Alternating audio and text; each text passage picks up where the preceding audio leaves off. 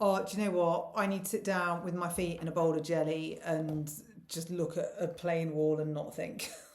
My head is explaining. Saturdays. You know when people sort of like in magazines and stuff, and they say on Saturday I read the papers, I go for a coffee, I have a croissant, I walk around the high street. I'm like, who are you? Where do you live? What I need your life. I don't. I get up. I've done the bins. I've done the cat litter. I've fed the dogs. I'm about to take the dogs for a walk. I've done the horses. I've done the daughter. I've done the son.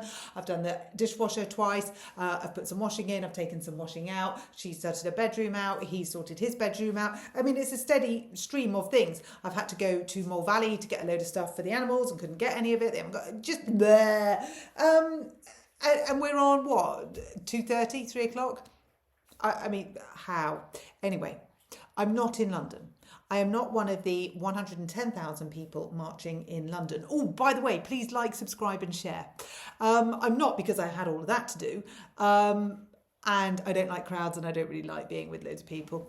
So that's why I'm not there. But I'm following it with interest. And so far, I'm really, really thrilled to see that there's been no violence. There's families there. There's a calm camaraderie there.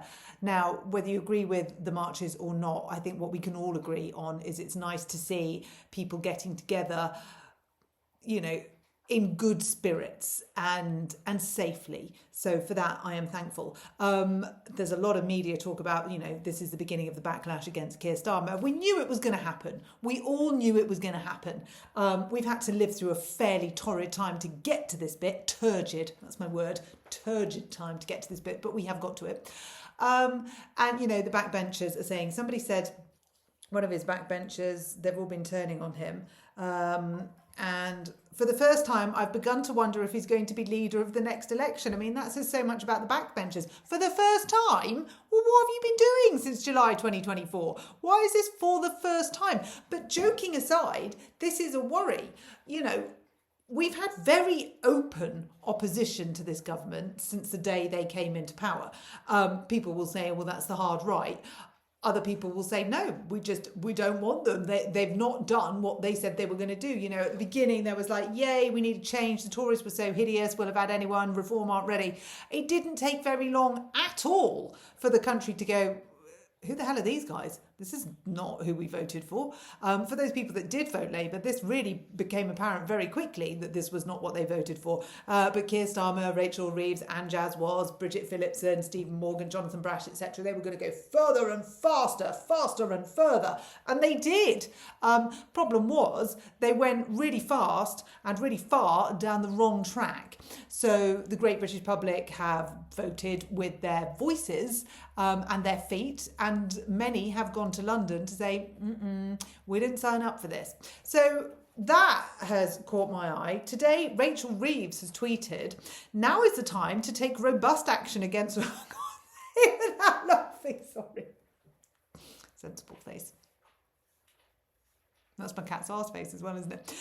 Now is the time to take robust action against Russia's stagnating, fragile economy. I mean, God help us if anyone wants to take robust action against us, Great Britain, and our fragile, stagnating economy. And if she tweets that in the week that it has been revealed that GDP, the economy didn't grow 0% in July. Zero, nothing. Now again, we've been telling her this is not news to us, but it is news to Rach apparently. Apparently Rach with the backbencher who says for the first time I'm beginning to wonder if he's going to lead the next general election. It's like, what? Oh, have you had your head in my bowl of jelly? Is that what's been happening since July? You've just been so on a different planet that you haven't been able to see everything that's like staring you in the bloody face. And then we've got Bridget Phillipson. So Bridget tweets a photo of her constituency, Houghton and what's it. And there's literally like, it's a village hall and there's about 20 people. And she goes, yep, bagged my first vote or my first endorsement. I'm like, wow. Got 20 people in a village hall with their placards, and they're not placards that they made at home, are they? They're handed out proper PR placards. Vote Bridge. You know, she's done all of that. Herself. Hi, do you mind while you're sitting here if you could just hold this placard for me and make me look like I'm really popular? Would that be all right? That's more Sunderland, isn't it? The Newcastle. I can't really do it. I can only see Kawasaki and conjunctivitis, and I'm really sorry for everyone I've offended.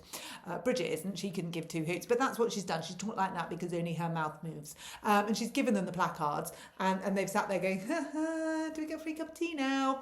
And if you read under her tweet, it's embarrassing. I mean, it's actually cringy. And we know that there's no love lost between Bridge and myself. I mean, I say between Bridge and myself. We've obviously never met. I'd love to meet her. Back in the early days, I was all, come on, Bridge, look, here's an olive branch. Let's get together. Let's have a conversation. Because whilst you're the education secretary, you don't actually have any qualifications to be the education secretary. And whilst I'm a mum on social media, I kind of do have a few more qualifications than you to talk about education, because I'm in the thick of it, have done quite a few kids through education, and I'm in the thick of it at the minute with my children that have special educational needs. I hate the word and disabilities because they see it as abilities and I see it as an ability, but that's a whole different thing. Either way, I feel like I'm more qualified to be able to talk about this than her, who just worked for a mum's charity. And she's wanging on and on and on about being working class. I mean, what did she say? I defied the odds. I defied the odds going from a tough street of council houses in the northeast to the cabinet. How? How did you defy the odds? You talk so openly about your close-knit family that really believed in education and that did everything possible to support you through your education. You talk about your grandparents reading with you and doing your times tables and maths with you at the kitchen table. You talk about your mum working hard but always investing time in you and your education. You talk about how you went to the Labour Party meetings when you were a little kid and used to go and play in them and be absorbed by all that was going on around you, which, whether you agree with what was coming out of the people in the Labour Party's mouths or not, we're still not, that's like quite impressive for young children to be able to go and be part of that environment.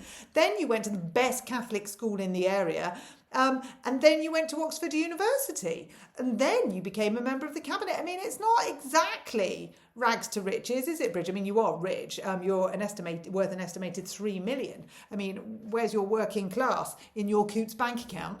But it's not really rags to riches. My mum actually did grow up on a council estate, and they actually did not have a lot of money. But my mum would never say that she got to where she is despite of that. She would say she got to where she is because of that, because it made her who she is, which is the wonderful achieving woman, and she worked bloody hard. And we seem to forget that if you want to achieve things in life, you kind of have to work at them.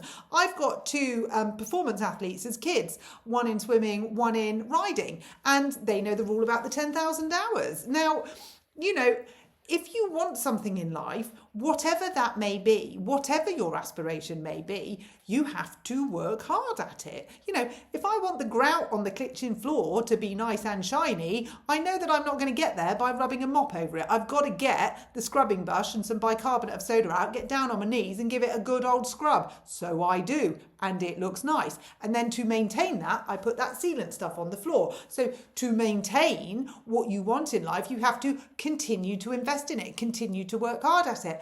And it's just getting a little bit boring, this same old narrative from these pseudo working class people, blaming a background that so many people are so proud of. My mum's really proud of her roots. Why on earth would she be embarrassed or dismissive of her council estate background? She grew up in a wonderful community with amazing people where she learned so much from people that worked so hard at what they did.